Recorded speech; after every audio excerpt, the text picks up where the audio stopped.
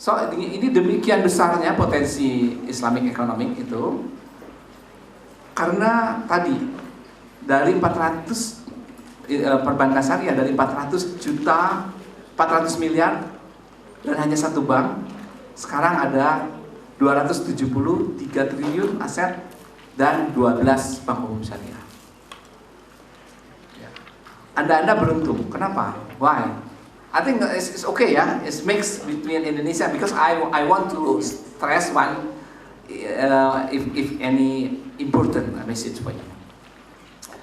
So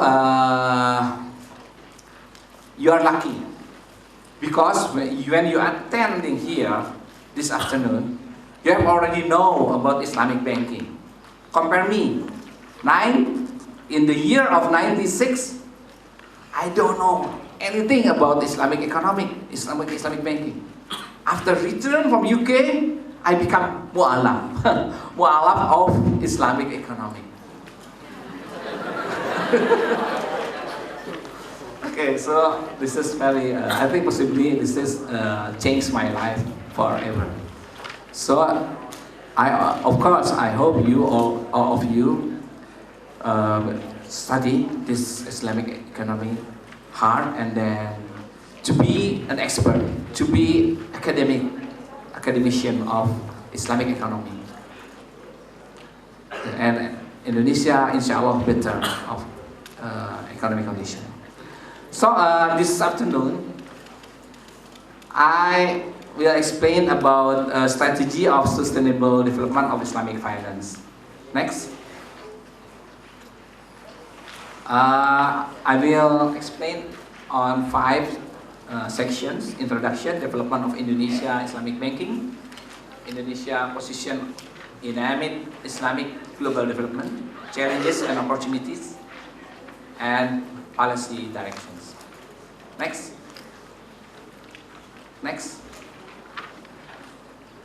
Indonesian President Susilo Bambang Yudhoyono on the year of 2010 approximately, 2008, stated that Islamic finance development should be a priority. So President SBY very keen to develop Islamic economic and Islamic finance in Indonesia, because he believes that Indonesia will become a center of Islamic economic development.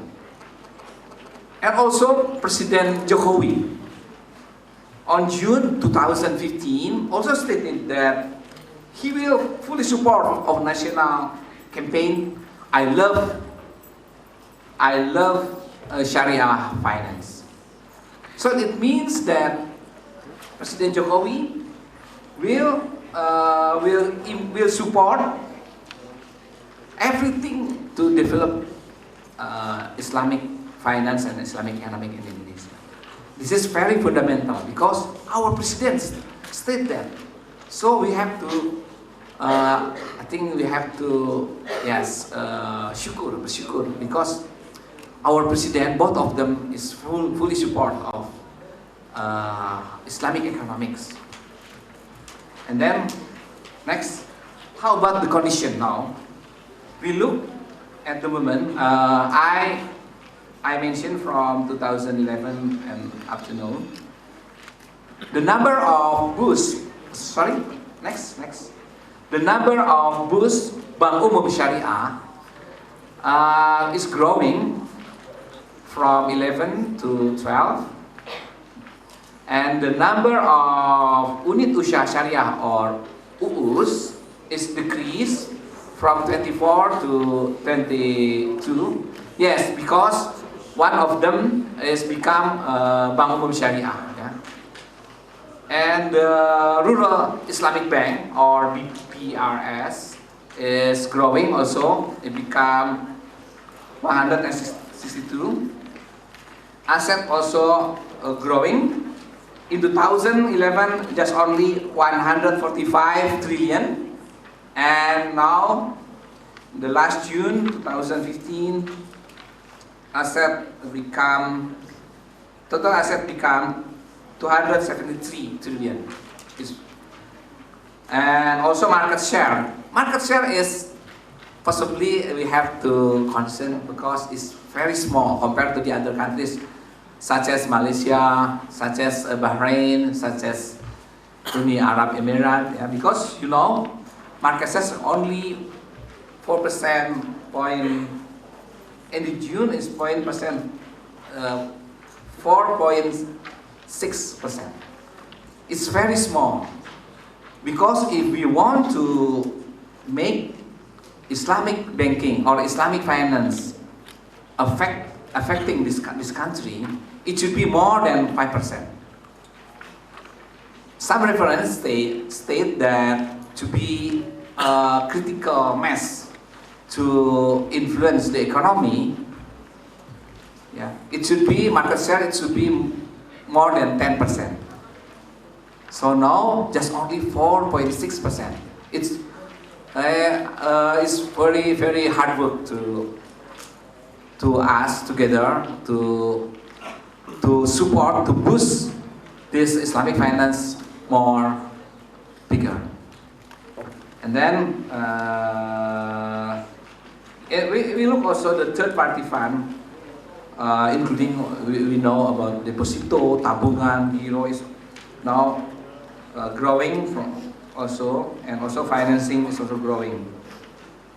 Next. But if you look for the graphic, you can see that even Islamic finance and Islamic banking growing, but the average is decrease. 10 years ago, the average of Islamic banking growth is about 10%. It's about 30%. Yeah, on average 10 years ago. But in the last 2 years, just only 10%. So because of the condition of economy, because of the internal condition of Islamic bank, because of reorientation of business, and also the other factor, Islamic bank now is slowly decrease. The growth is slowly. So this is our homework to remove, to recover Islamic finance growing faster. Next.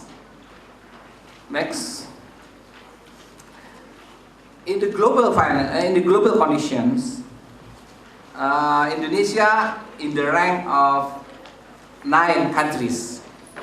So the first countries in terms of asset is Malaysia, followed by Saudi Arabia, Iran, Uni Arab Emirates, Kuwait, Qatar, Bahrain, Turkey, and Indonesia. The last one, the 10th, is Bangladesh. I think this is very embarrassing, because Indonesia is the biggest Islamic country. But you look, there's only 9, the rank of 9. Malaysia defeat us. Saudi Arabia defeat us. Even the small country like Kuwait and Qatar defeat us. How come these biggest Islamic countries with almost 250 million people is less than 5%? So I think we have to move out this. We have to wake up everybody, from academician, from regulator, from investor, to more attention to Islamic finance. And next, also Indonesia is recognized as a Kismet country. Kismet is spelled of Q for Qatar, I for Indonesia, S for Saudi Arabia, M for Malaysia, U for Uni Arab Emirates, and the last is T for Turkey. So the Kismet countries is have 1.7 trillion of Islamic asset. It means that more than 70% of Islamic financial asset in the world. Even this. So I think the CISFED countries will affect the global if they are developing in Islamic finance. The next. And if we look also the CISFED countries, Saudi Arabia is the biggest asset, yeah.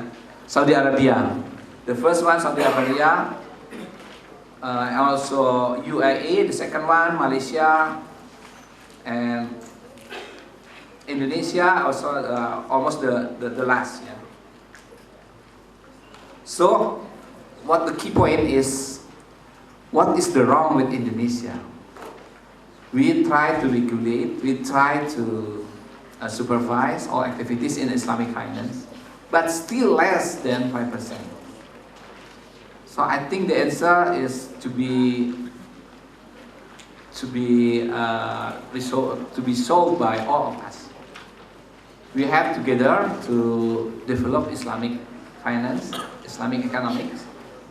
So Indonesia, equal with Indonesia, is the biggest country, is also the biggest Islamic economy.